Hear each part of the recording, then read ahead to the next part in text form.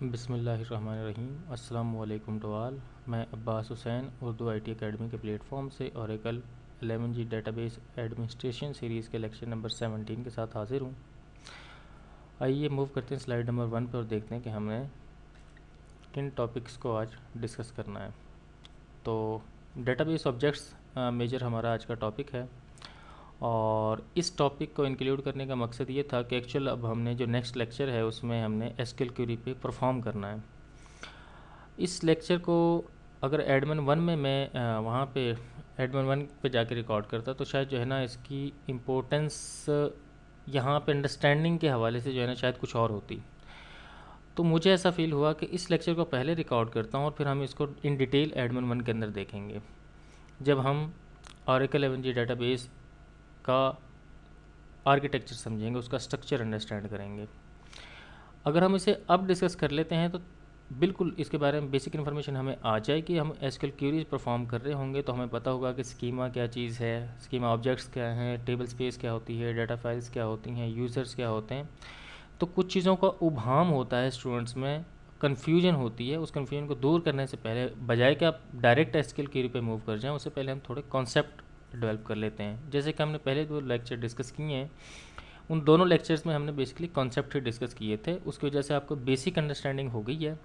अब उस बेसिक यानी कि वो हमने बेसिक बिल्डिंग ब्लॉक्स बना लिए हैं जिनके ऊपर अब हमने अपनी एसक्यूएल क्वेरीज को जो है चलाना है, एग्जीक्यूट करना है उन कॉन्सेप्ट्स की बेस के ऊपर।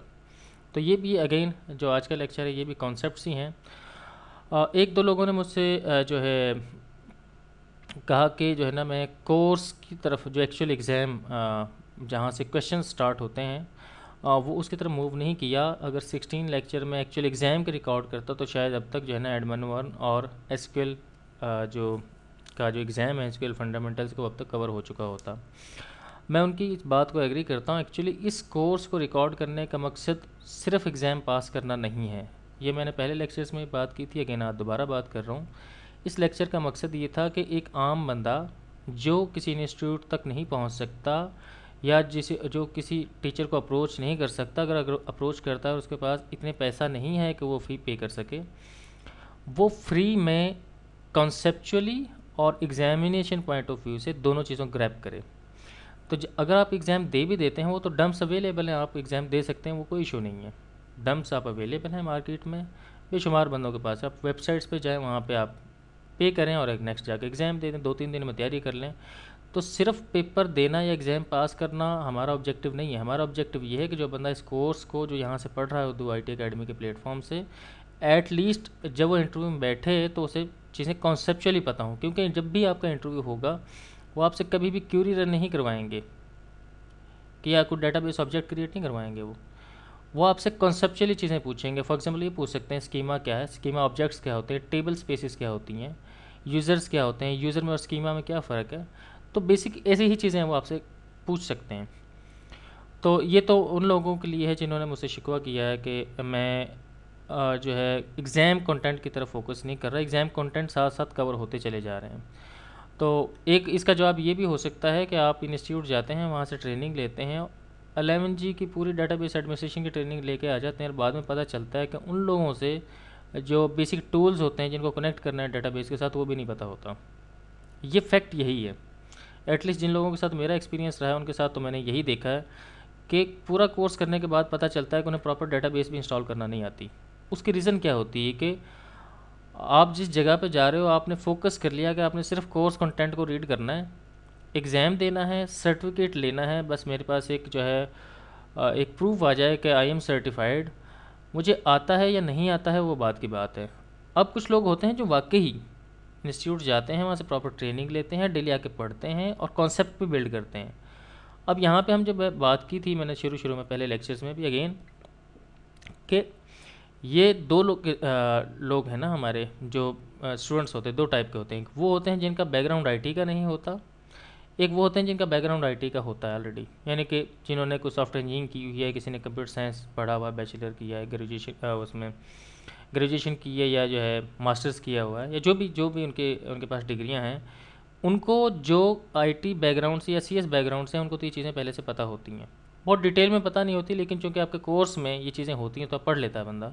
लेकिन जिनका बैकग्राउंड ही आईटी का नहीं है तो उनको इन चीज़ों का नहीं पता, फिर उनके लिए मुझे मैं ऐसा सोचता हूँ कि अगर कोई ऐसा बंदा भी है जिसका बैकग्राउंड ही आईटी का नहीं है, सीएस का नहीं है, तो जब वो इस कोर्स को अटेंड करे तो कम से कम उसे इन चीज़ों का आइडिया होना चाहिए। जैसे स्कीमा की बात करें तो एक्टिव डायरेक्टरी में भी स्कीमा होता है, आप जो है माइस्क्यूएल करेंगे तो उसका भी तो स्कीमा है ना।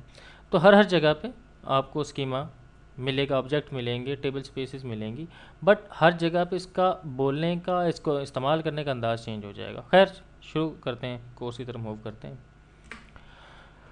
तो पहला है जी यूज़र्स, और टॉपिक है हमारा आज का फिर default users created while DB installation, then schema objects, then table space, then database files.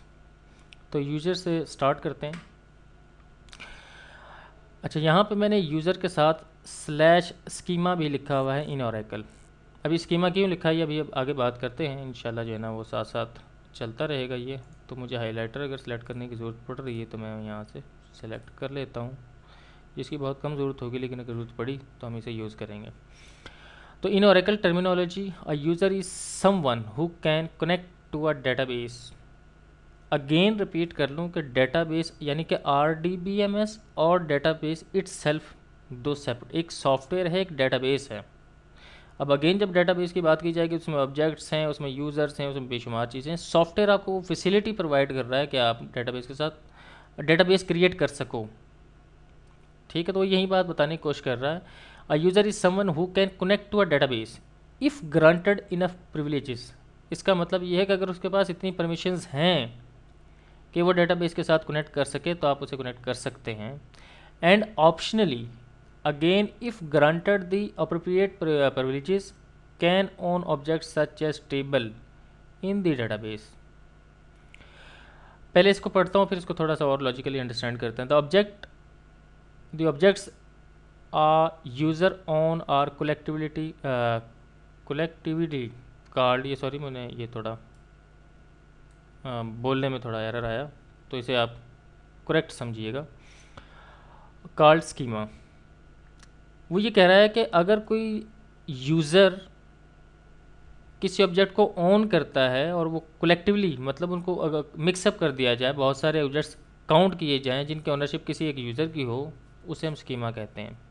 Again यहाँ पे schema on its part it is always bound to exactly one user. ठीक है, यहाँ पे एक अभी चलो इसको मज़ीद डिस्कस करते हैं। Because there is obviously a one-to-one relationship between a user and a schema, these two terms are often used interchangeable. ठीक है जी, a schema is a collection of logical structures of data or schema objects. A schema is owned by a database user and has the same name as the user. Each user owns a single schema. Schema objects can be created and manipulated with SQL and include the following types of objects. ये आगे discuss करते हैं क्या objects हैं। अच्छा, यहाँ पे जो इस पूरी स्लाइड में जो बात समझाने की कोशिश की गई है वो ये समझाने की कोशिश की गई है कि एक तो जब हम डेटाबेस में कोई यूज़र क्रिएट करते हैं जिसकी एसक्यूएल में कमांड क्या है, या एसक्यूएल कमांड कह लो या सिंटैक्स कह लो, क्रिएट यूज़र और आगे यूज़र का नाम, ठीक है, और फिर हम आइडेंटिफाइड बाई कहते हैं, आगे पासवर्ड लगा देते हैं। इसको हम प्रैक्टिकल भी करके देखेंगे इन नेक्स्ट लेक्चर। तो जिस नाम से यूज़र क्रिएट होता है उसी नाम से एक लॉजिकल स्ट्रक्चर कहीं क्रिएट हो जाता है डेटाबेस के अंदर। अच्छा, वो स्ट्रक्चर क्या होता है? जितने भी ऑब्जेक्ट्स आप क्रिएट करेंगे, कि आपको टेबल क्रिएट करेंगे, आपको व्यू क्रिएट करेंगे, आपको फंक्शन क्रिएट करेंगे, वो सारे के सारे जो ऑब्जेक्ट्स होंगे वो ऑब्जेक्ट्स उस स्कीमा के, वो लॉजिकली वो स्कीमा जो है उन ऑब्जेक्ट्स को होल्ड कर रहा होगा। ठीक है, फॉर एग्जांपल आपने विंडोज़ सर्वर इंस्टॉल किया, उस पर एक्टिव डायरेक्टरी इंस्टॉल की, तो उसका भी स्कीमा होता है। तो प्रिंटर्स हैं, आपके यूज़र्स हैं, कंप्यूटर्स हैं, व्हाटएवर जो भी आपकी डिवाइसेस हैं वो रजिस्टर हो जाती हैं सिस्टम में एक्टिव डायरेक्टरी के डेटाबेस में। तो डेटाबेस का जो स्कीमा होता है वो उसे होल्ड कर रहा होता है, यानी कि लॉजिकली वो बता रहा होता है। ये ऐसे ही है जैसे हम मैंने बात की थी शुरू के लेक्चर्स में MBR की, मास्टर बूट रिकॉर्ड की, ठीक है, मैंने बात की थी कि हार्ड डिस्क के ऊपर एक लॉजिकल स्ट्रक्चर होता है जिसमें डाटा जा रहा होता है, तो वो मुख्तलिफ मतलब एक लंबी जो है ना एक सीरीज़ थी, वहाँ से आपको आइडिया हो सकता है। तो इन शॉर्ट ये कि स्कीमा एक ऐसी लॉजिकल स्ट्रक्चर है जो होल्ड करता है जितनी भी चीज़ें यूज़र ने क्रिएट की होती हैं। तो जब भी ओरेकल में कोई यूज़र क्रिएट करते हैं उसके साथ एक स्कीमा क्रिएट हो जाता है, और उस जो अब काम जो आप उस यूज़र के साथ को टेबल क्रिएट करते हैं या कुछ भी करते हैं, कोई भी ऑब्जेक्ट उस यूज़र के थ्रू क्रिएट करते हैं, वो उस स्कीमा को जो है ना फिर उस स्कीमा के ऊपर चलते हैं वो सारी चीज़ें। तो schema is nothing but a logical, ठीक है, स्ट्रक्चर। तो यही बात यहाँ बताने की कोशिश की है, the collection of logical structures of data. अब डाटा क्या है, जैसे ये एक आपने टेबल क्रिएट कर लिया, कोई व्यू क्रिएट कर लिया, ठीक है, तो वो जो टेबल्स हैं एक्चुअली तो फिजिकल कहीं पड़े, लेकिन पहले आप उनका स्ट्रक्चर डिफाइन करते हैं। फॉर एग्जाम्पल आपने एक कॉलम बनाया, 2 कॉलम बनाए, 3 कॉलम बनाए, तो वो जो जहाँ पर डिफाइन हो रहा है वो कहीं स्कीमा में डिफाइन हो रहा है।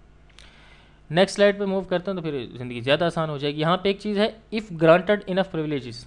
इसका मतलब ये है कि जब कोई यूज़र क्रिएट होता है डेटाबेस में, उसके पास, जब आप कोई भी यूज़र क्रिएट करते हैं तो उसके पास राइट्स नहीं होते कि वो डेटाबेस के साथ कनेक्ट कर सके।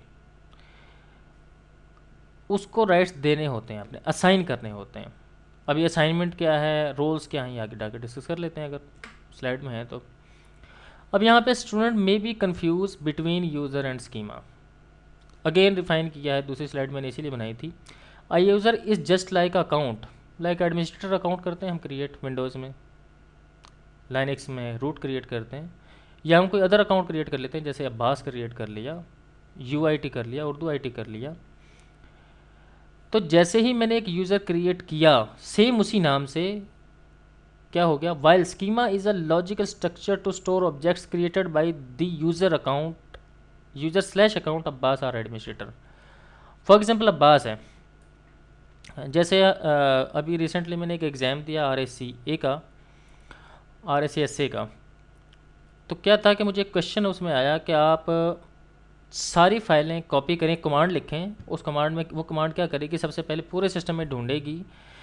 एक यूज़र उसने क्वेश्चन में बताया कि वो उस यूज़र ने किन किन फाइलों को क्रिएट किया है, यानी कि कौन कौन सी फाइलें उस यूज़र के थ्रू क्रिएट हुई हैं। कोई टेक्स्ट फाइल क्रिएट की है, कोई ब्राउजिंग करके कहीं डाटा सेव किया, कुछ भी किया है। उन सब फाइलों को ढूंढे और ढूंढ के फिर कॉपी करके एक जगह पे पेस्ट कर दे, लेकिन उन फाइलों को जो ऑनरशिप हैं उस यूज़र की, जो उसने मुझे क्वेश्चन में बताया था। तो यहाँ पे भी उसको मैं इसलिए जोड़ रहा हूँ कि मैं कह रहा हूँ कि एक यूज़र हमने जैसे क्रिएट करते हैं, अब यूज़र तो यूज़र है, अब उस यूज़र ने जो भी ऑब्जेक्ट क्रिएट करना, जो भी उसने काम करना है, जो उसने क्रिएशंस करनी है, वो उस यूज़र के एसोसिएटेड स्कीमा के अंदर क्रिएट हो जाएंगी। तो user is just like account, और स्कीमा क्या है, लॉजिकल स्ट्रक्चर है जो उस अकाउंट के ऑब्जेक्ट्स को होल्ड करेगा। अब यहाँ पे वाइल अ स्कीमा, ये मैंने पढ़ दिया है। You can consider that a user is the account you use to connect a database and a schema is the set of objects, table, views, etc that belong to that account। अब मेरे ख्याल में कुछ लोग इसे कहते हैं कि स्कीमा और यूज़र एक ही चीज़ है, ठीक है, डिफरेंस है, यूज़र अकाउंट है और स्कीमा स्ट्रक्चर है, लेकिन कुछ मानों में कुछ जगह पे। अब ऐसा नहीं है कि आप जाके इंटरव्यू में बताना शुरू कर दें स्कीमा और यूज़र एक, जब इंटरव्यू में ये क्वेश्चन पूछा जाएगा तो और है, लेकिन एक ऐसा बंदा जिसको समझ ही नहीं आ रही, समझाने की कोशिश कर रहे हैं, तो आप उसे ये कह सकते हैं कि यूज़र और स्कीमा एक ही चीज़ है। अब क्यों एक चीज़ है, क्योंकि जैसे ही यूज़र क्रिएट होगा तो उसका स्कीमा भी साथ क्रिएट हो जाता है, और स्कीमा क्या करता है, वो स्ट्रक्चर डिफाइन कर देता है। ये ऐसे ही जैसे हम पार्टीशन क्रिएट करते हैं कोई, तो पार्टीशन एक लॉजिकल स्ट्रक्चर बना देती है हार्ड डिस्क के ऊपर। हार्ड डिस्क एक होती है, लेकिन आप हार्ड डिस्क के ऊपर मल्टीपल पार्टीशन बनाते हैं, तो हर पार्टीशन का अपना पार्टीशन टेबल होता है, जो उस पार्टीशन टेबल के अंदर असल में हार्ड डिस्क का लॉजिकल स्ट्रक्चर पड़ा होता है, डाटा कैसे सेव होगा। ये जो मेथड है इसको हम स्कीमा कहते हैं, ठीक है जी। मेरे ख्याल में अभी चीज़ समझ आ गई है। अब स्कीमा ऑब्जेक्ट्स क्या हो सकते हैं, ये थोड़ी सी एक यहाँ पे मैंने कुछ लिस्ट बनाई है। जैसे क्लस्टर है, डेटाबेस लिंक्स हैं, डेटाबेस ट्रिगर्स हैं, डायमेंशंस हैं, एक्सटर्नल प्रोसीजर लाइब्रेरीज हैं, इंडेक्सेस हैं, ये छोड़ रहा हूँ कुछ को, मैं बोलने की ज़रूरत नहीं, ऑपरेटर्स हैं, सीक्वेंस हैं, स्टोर्ड फंक्शंस हैं, टेबल्स हैं या व्यूज़ हैं या इंडेक्स हैं, पैकेजेस हैं, प्रोसीजर्स हैं। ये सारे चीज़ें क्या हैं किसी भी स्कीमा की ऑब्जेक्ट हो सकते हैं जो आप स्कीमा के अंदर क्रिएट करते हैं मोस्टली। ठीक है, तो ये 15 मैंने लिखे हुए, इसके अलावा हो सकते हैं। ये जो लिखे हैं मैंने, ये मैंने ओरेकल की वेबसाइट से उठाए थे, तो आप भी अपने तौर पे देख सकते हैं। अच्छा, इनकी अगर आपने इनको देखना हो कि हैं कहाँ पे, ठीक है, इनको दो तरीके हैं। एक मिनट, सॉरी, मुझे जो है ना, मैं जाता हूँ यहाँ पे, मैंने एक सिस्टम एक्सेस किया हुआ है इस टाइम। यहाँ पे मैंने एक क्वेरी चलाई थी, select star from all objects. अब मैं इस टाइम जिस यूज़र से कनेक्ट हूँ उस यूज़र का नाम है सिस, DBA से मैं कनेक्ट हूँ, तो पूरे सिस्टम, अब सिस एक ऐसा यूज़र है जो पूरे सिस्टम को, ऑब्जेक्ट जो डेटाबेस है उसी का ओनर है। तो मैं क्या करता हूँ, मैं कौन और कनेक्ट करता हूँ एक HR के यूज़र से, उसका पासवर्ड मैंने ओरेकल रखा है और मैं कनेक्ट कर गया हूँ। ठीक है जी, उसने मुझे मैसेज दे दिया कि you are no longer connected to Oracle, account is locked. Okay, कोई बात नहीं है। तो मैं कौन करता हूँ जी, स्कॉट एक यूज़र इसमें के अंदर होता है बना, ये भी लॉक है। मैंने कहा कोई बात नहीं, सिस्टम से करके देख लेते हैं। तो इससे मैं सिस्टम से कनेक्ट कर गया हूँ। ठीक है जी, 7 दिन के बाद कह रहा है कि वो आपका पासवर्ड एक्सपायर हो जाएगा। और यहाँ पे मैं करता हूँ सेलेक्ट स्टार फ्रॉम, अब जिस यूज़र से मैं लॉगिन हूँ इस time, user underscore OBJECT objects, semi colon enter. इस यूज़र ने जितने भी ऑब्जेक्ट्स क्रिएट किए हुए हैं ये 529 रो सिलेक्टेड हैं। ठीक है, जिसके अंदर ऑब्जेक्ट ही ऑब्जेक्ट नेम है, हर इसके ऑब्जेक्ट हैं जो भी इसने क्रिएट किया है, जितने भी ऑब्जेक्ट यूज़र सिस्टम के थ्रू क्रिएट हुए हैं। ठीक है, वो इसने सारे शो करवा दिए, 529 है। अब एक और तरीका है हमारे पास, वो मैंने इसमें टोड इंस्टॉल नहीं किया, तो मैं देखता हूँ कि अगर क्या मेरे पास इसकी शेयर ड्राइव में कहीं टोड है, तो टोड इस टाइम नहीं है, तो कोई बात नहीं है। मेरे पास एक रिमोट सिस्टम है, मैं उसको एक्सेस कर लेता हूँ अपने पास।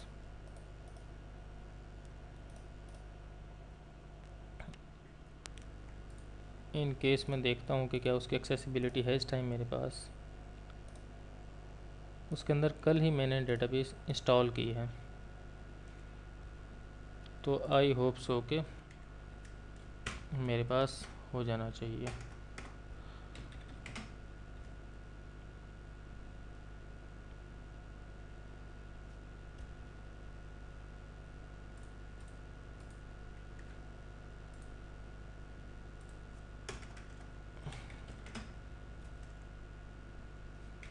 हो रहा है जी, असल में मेरे लैपटॉप का ही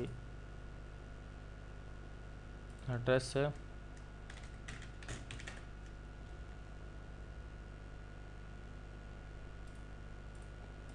मेरे लैपटॉप पे टोड इस टाइम इंस्टॉल है और इसी लैपटॉप के ऊपर मैंने एक डेटाबेस इंस्टॉल की है, जाके देख लेते हैं। सी, और ये देखें जी, इसका मैंने ये लिस्ट, ये बातें हम पहले कर चुके हैं। इसमें एक यूज़र है HR, उसका पासवर्ड है ओरेकल। इसे मैं कनेक्ट करता हूँ तो ये उससे कनेक्ट हो जाएगा। ये देखें कि टोड उससे कनेक्ट कर गया है। यहाँ पे ये जो एक इस बार में सारे में ये जो बटन्स बने हुए हैं, जो भी आप नाम दें, यहाँ पे एक है स्कीमा ब्राउज़र। स्कीमा ब्राउज़र के थ्रू क्लिक करें, आप देखेंगे कि जो HR का स्कीमा है उसके अंदर क्या है, टेबल्स क्रिएटेड हैं। कौन से? Countries, department, employees, job history, jobs, locations, regions. अब चूँकि मैंने HR से इसे कनेक्ट किया, मैं यहाँ क्रिएट टेबल करूँगा तो वो भी HR के ही स्कीमा में कनेक्ट होगा। ठीक है, अब यहाँ पे देख लें जी, पैकेजेस आप क्रिएट कर सकते हैं। इस टाइम इसमें कोई पैकेज नहीं है।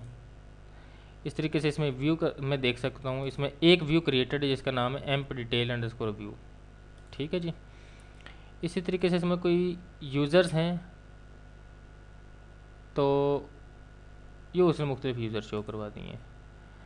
और अच्छा, कुछ हैं जो स्कीमा के, ये जैसे डीबी लिंक है। अब डीबी लिंक का क्या काम है? इस टाइम डीबी लिंक कोई क्रिएट नहीं है। डीबी लिंक सामने आ गया, चलो। और साथ हमारे पास यहाँ पे स्लाइड में भी है डेटाबेस लिंक्स के नाम से। इसका कॉन्सेप्ट क्या है जी डेटाबेस लिंक्स का, मैं आपको बता देता हूँ पहले ही। डेटाबेस के लिंक्स का क्या कॉन्सेप्ट होता है कि आपके पास दो डेटाबेसेस हैं। दो डेटाबेस में फॉर एग्जांपल, जैसे हमने कुछ दिन पहले एक सिनेरियो मेरे ऑफिस में आया कि हम एक लाइव एप्लीकेशन पे काम कर रहे थे जिसके अंदर रियल टाइम जो ट्रांजैक्शंस हो रही हैं, जो प्रोडक्शन डेटाबेस है हमारी, उस स्कीमा का नाम था HRMS।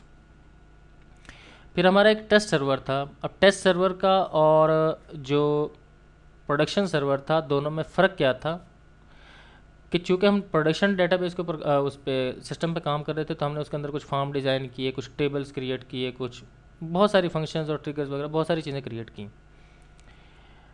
तो अब ऐसा सिनेरियो था कि हम चाहते थे कि हमारे जो टेस्ट सर्वर है वो और जो लाइव सर्वर, दोनों का जो HRMS का स्कीमा है ना, वो मुकम्मल तौर पर 100% बराबर हो जाए।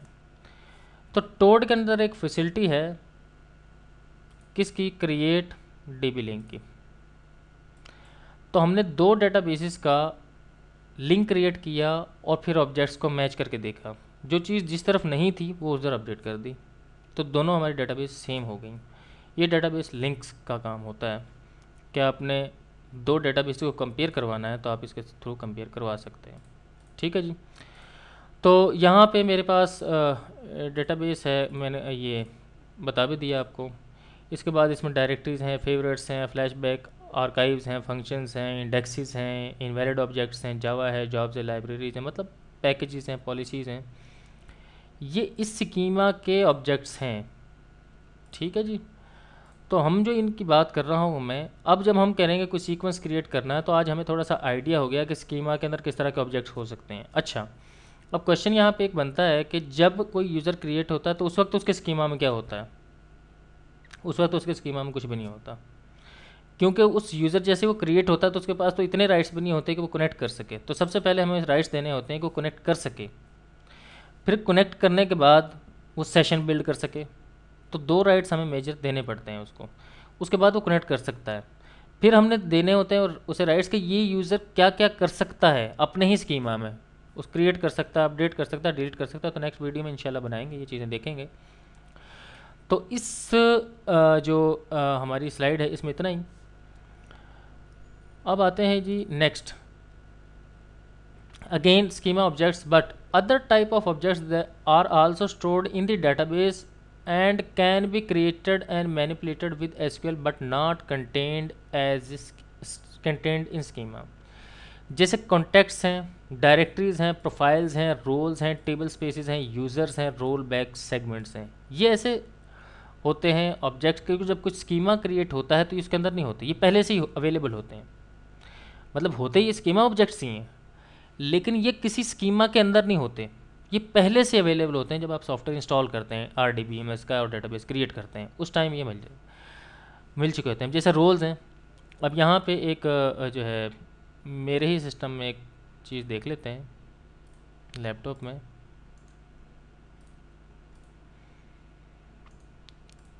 तो वैसे तो ये ऑपरेटिंग सिस्टम की बात है, बस यहाँ पे समझाने के लिए मैं बात कर रहा हूँ, जिसका हकीकत से कोई ताल्लुक़ नहीं, लेकिन लॉजिकली अंडरस्टैंड करने के लिए शायद ये अच्छी बात हो जाए।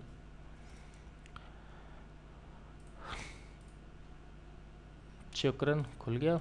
ग्रुप्स में आ जाएं आप। ये देखें जी, इसने कहा ये बाय डिफ़ॉल्ट जब हम OS इंस्टॉल करते हैं तो कुछ रोल्स क्रिएट हो जाते हैं। जैसे ये होम यूज़र्स का रोल है, ये क्या है जो होम यूज़र सिक्योरिटी ग्रुप है, ये गेस्ट का है। तो हम क्या करते हैं कि जब कोई, अब ये बाय डिफ़ॉल्ट क्रिएट हो चुके हैं, हमने क्रिएट नहीं किया था इनको, ये बाय डिफ़ॉल्ट क्रिएट हुए थे। कुछ चीज़ें हमने क्रिएट की, जैसे बाय डिफ़ॉल्ट एडमिनिस्ट्रेटर का यूज़र क्रिएट हो जाता है और वो डिसेबल होता है। इसी तरीके से कुछ ग्रुप भी क्रिएट हो जाते हैं। असल में हम इनको रोल कह सकते हैं कि हमने एक ऐसा रोल बनाया है जो बंदा उस रोल का हिस्सा बनेगा, और उस रोल में कुछ प्री डिफाइंड चीज़ें बिल्ड कर दी हैं हमने।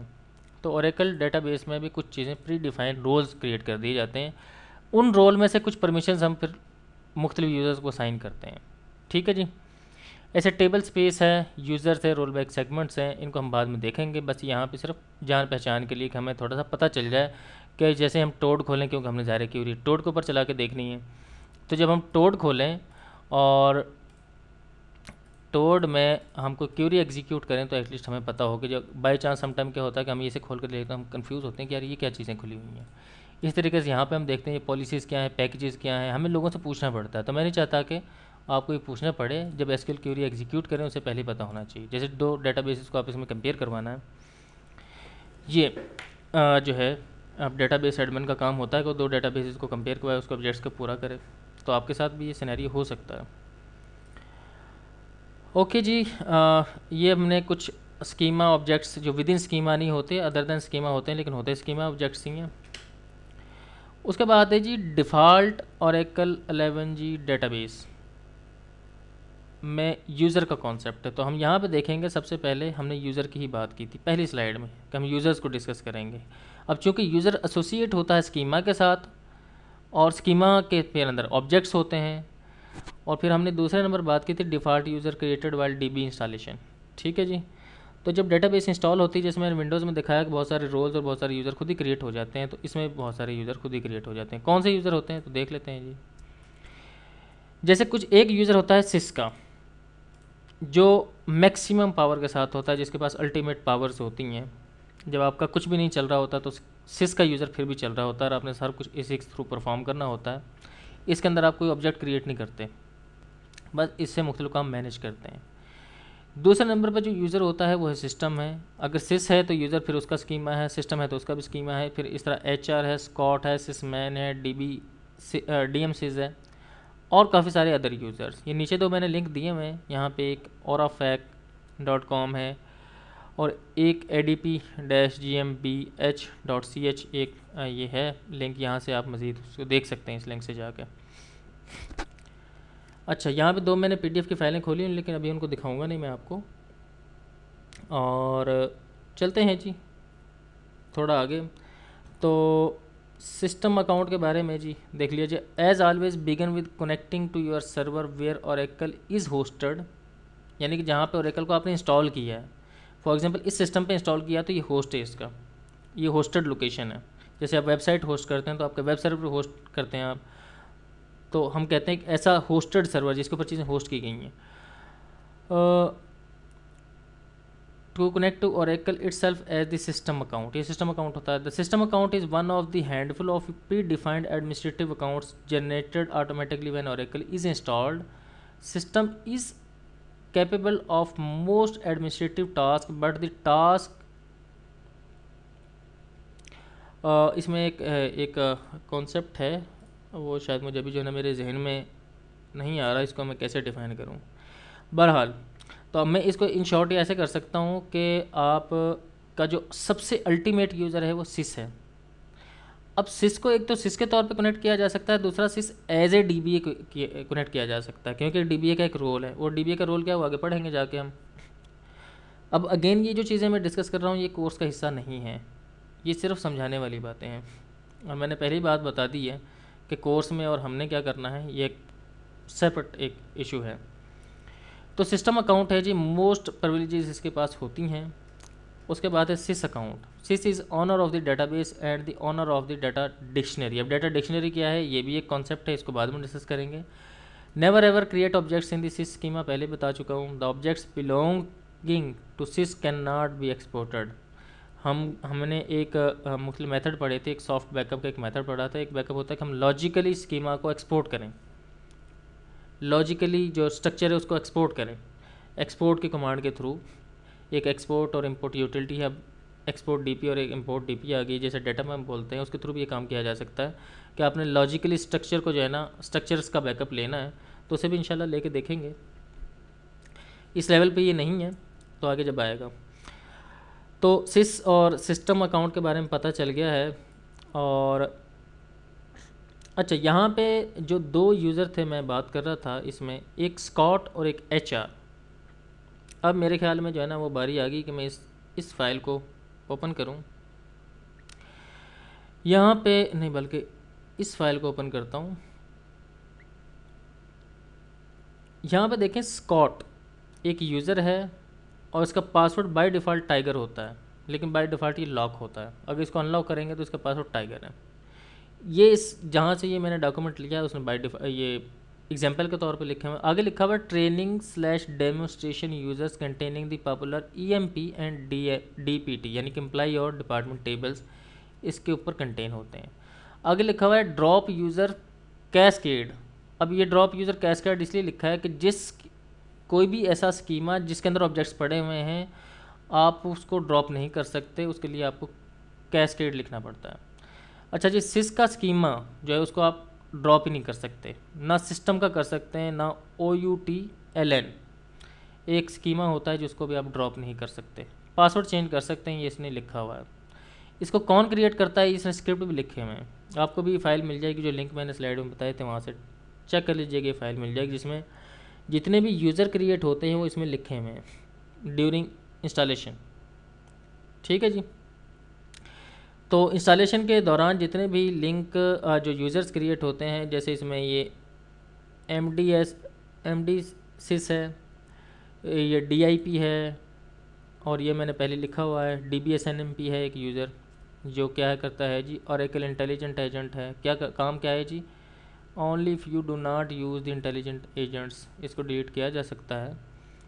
ठीक, और ये ओरेकल का जो मैनेजमेंट वेब इंटरफेस है उसको मैनेज करने के लिए। तो मुख्तलिफ यूज़र्स हैं और उनके रोल्स हैं, इनके पासवर्ड्स हैं, पर्पज़ क्या है, क्रिएट किसने की है, ये सारा इसमें लिखा हुआ है। जैसे इसमें क्या लिखा हुआ है कि ट्रेनिंग्स के लिए होता है। तो जब शुरू में हमने कोर्स स्टार्ट किया था तो एक बंदे ने उर्दू IT फोरम पे जो है ना डिस्कस किया कि स्कॉट के स्कीमा से हम थक चुके हैं, स्कॉट के यूज़र से, तो आपने स्कॉट के थ्रू ट्रेनिंग नहीं देनी। उसका मकसद ये नहीं है कि, उसका मकसद ये होता है कि ओरेकल की आप जितनी भी ओरेकल की या प्रेस की या जितनी भी ट्रेनिंग की बुक लेंगे, कोई भी बुक जो भी ओरेकल प्रेस की या किसी और प्रेस की है, उसमें जो एग्जांपल्स होती हैं ना वो दो स्कीमा की होती हैं, स्कॉट की होती हैं और HR की होती हैं। इसलिए बाय डिफ़ॉल्ट सैम्पल स्कीमा के तौर पर रखे जाते हैं, ट्रेनिंग्स के लिए इसे यूज़ किया जाता है। तो लोग स्कॉट को और HR को इसलिए यूज़ करते हैं कि ताकि जो आपकी एग्जाम्पल बुक में लिखी हुई है उनको आप मैचअप कर सकें। अब चूँकि उस बंदे ने ये की बात कही थी तो उस टाइम से मेरे जहन में ये बात है, तो उनके लिए ये है, अगर वो ये देख रहे होंगे कि हम इंशाल्लाह जो है अपना ही एक अलहदा से यूज़र क्रिएट करेंगे, उसका अपना स्कीमा होगा। यूज़र क्रिएट किया तो स्कीमा खुद क्रिएट हो जाएगा और उसके अंदर अपने ऑब्जेक्ट्स बनाएंगे, फिर उनके ऊपर क्यूरी अप्लाई करके देखेंगे। तो मूव करते हैं नेक्स्ट स्लाइड की तरफ। स्कीमा ऑब्जेक्ट्स हमने पढ़ लिए हैं, कुछ यूज़र के बारे में डिस्कस कर लिया, स्कॉट क्या है, HR क्या है, सिस्टम क्या है, सिस क्या है, तो अंदाज़ा हो गया हमें। उसके बाद है जी table space in Oracle. Table space क्या होती है जी, हमने दो बात की कि सबसे पहले यूज़र क्रिएट करेंगे। जब यूज़र क्रिएट करेंगे तो उसके पास साथ एक लॉजिकल स्ट्रक्चर क्रिएट होगा जहाँ पे ऑब्जेक्ट्स क्रिएट होंगे, जिसके अंदर क्रिएट होंगे, और उस स्ट्रक्चर को हम कहते हैं स्कीमा। अब एक टेबल स्पेस, हर स्कीमा के साथ एक टेबल स्पेस एसोसिएट होती है। टेबल स्पेस है क्या? अ table space is a logical group of data files in a database. A database typically, मैं सॉरी इसको मैं फुल कर लेता हूँ अगेन।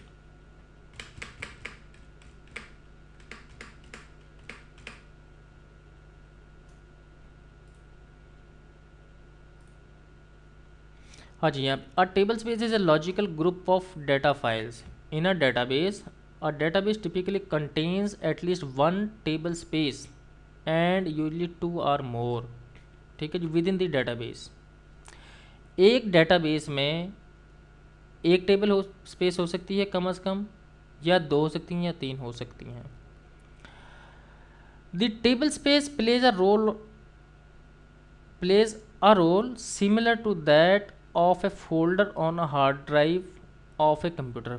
ये सिर्फ उसने एग्जाम्पल दी है, एग्जाम्पल के तौर पे बात की है, फैक्ट में ऐसा नहीं होता। सिर्फ उसने रेफ़र किया कि जैसे एक टेबल स्पेस ऐसे ही है। देखो आपने OS इंस्टॉल किया तो OS ने क्या किया, एक यूज़र क्रिएट किया, एडमिनिस्ट्रेटर, ड्यूरिंग इंस्टॉलेशन क्रिएट कर दिया, और डेटा सेव करने के लिए पार्टीशन का स्ट्रक्चर भी क्रिएट कर दिया। अब हम ओरेकल की ज़बान में उसे स्कीमा कह रहे हैं कि यूज़र क्रिएट कर हो गया, स्कीमा क्रिएट हो गया। अब वो स्कीमा जो है वो किसी ना किसी पार्टीशन के साथ एसोसिएट तो होगा ना कि भाई ये इस पार्टीशन का है, स्कीमा है, इस पार्टीशन का मतलब ये जो फोल्डर है इस पार्टीशन का है। तो इसी तरीके से जो स्कीमा होगा हम उसे किसी ना किसी पार्टीशन के साथ रिलेट करेंगे और उस पार्टीशन का भी अपना स्ट्रक्चर होता है। ठीक है, तो ये कह रहा है कि एक टेबल स्पेस ऐसी है जैसे फोल्डर है और फोल्डर के अंदर डाटा फाइलें रखी हूँ। ठीक है, तो फोल्डर इटसेल्फ कोई साइज़ नहीं होता फोल्डर का, लेकिन उसके अंदर जो रखा हुआ डाटा है, जैसे MP3 गाने रखे हुए हैं, कोई फाइल रखी हुई है, कोई भी चीज़ रखी हुई है, वो असल में एक्चुअल होता है। तो एक टेबल स्पेस के अंदर मुख्तलिफ फाइलें हो सकती हैं, मुख्तलिफ डाटा फाइल्स हो सकती हैं, जिनको डाटा फाइल्स बोलते हैं। The files in a table space usually share a common characteristics. For example, a database for a wholesale distributor might consist of table spaces entitled accounting, orders, shipping, services and system।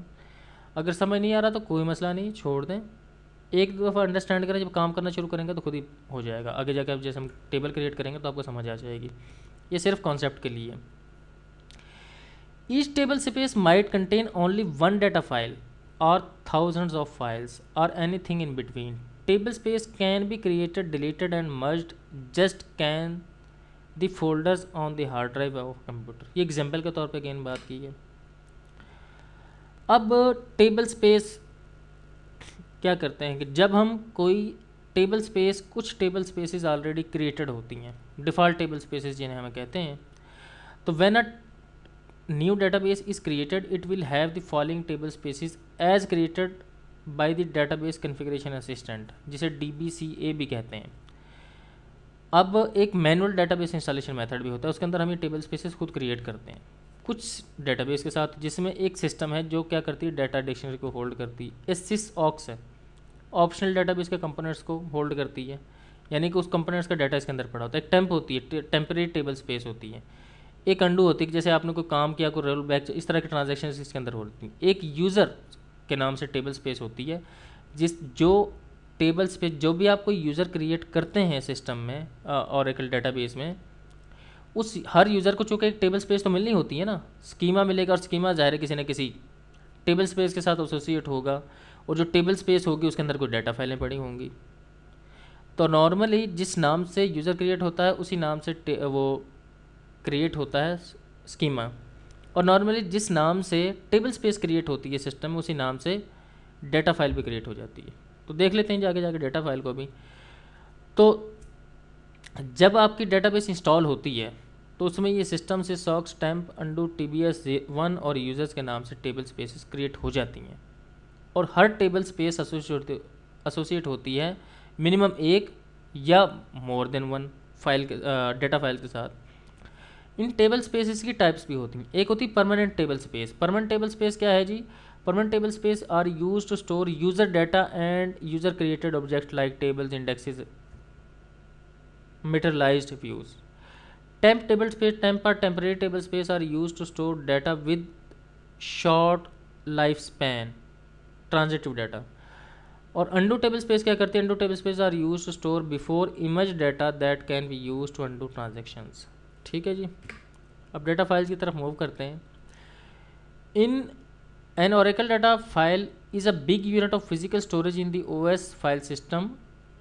One or more many Oracle data files are organized together to provide a physical storage to a single Oracle table space। दो type की फाइलें होती हैं, जो एक system manage होती हैं, जैसे मैंने आपको पीछे दिखाई है कि ये सिस्टम मैनेज है। जैसे टेम्प है, आप जो भी स्कीमा क्रिएट करेंगे वो स्कीमा इसके साथ एसोसिएट हो जाएगा। लेकिन कुछ होती है कि आप खुद कहते हैं कि नहीं, मेरी इस स्कीमा को ये वाला जो है ना टेबल स्पेस मिलनी चाहिए, तो हम उसको खुद क्रिएट करते हैं। और ये रेफरेंस कहाँ से ली गई? जो oracle.com है, oracle की कुछ 11G की बुक्स हैं, और affect.com है, और जो है गूगल सर्च है। तो इस स्लाइड को एंड करते हैं और अब हम आते हैं थोड़ा सा डेटा फाइल की तरफ। मैं लोकेशन खोल लेता हूँ जहाँ पे मैंने इंस्टॉल किया हुआ है 11G DB को। जैसे ये डाटा फाइल पड़ी है जी, ये यूज़र 01 पड़ी है, अंडू TBS 01 पड़ी है, टेम्प है, ये एक इसकी बैकअप हो सकती है, ये रीडू लॉग फाइल्स हैं, कंट्रोल फाइल को बाद में डिस्कस करेंगे। बहरहाल ये जो फाइलें हैं ये क्रिएट हो गई हैं। अब आप देखेंगे जो स्कॉट का यूज़र है उसके अंदर कुछ ऑब्जेक्ट्स क्रिएट हुए हैं, जिनको हमने एग्जाम्पल के तौर पे यूज़ करना है, उसका सारा डाटा ये इसमें पड़ा हुआ है यूज़र में।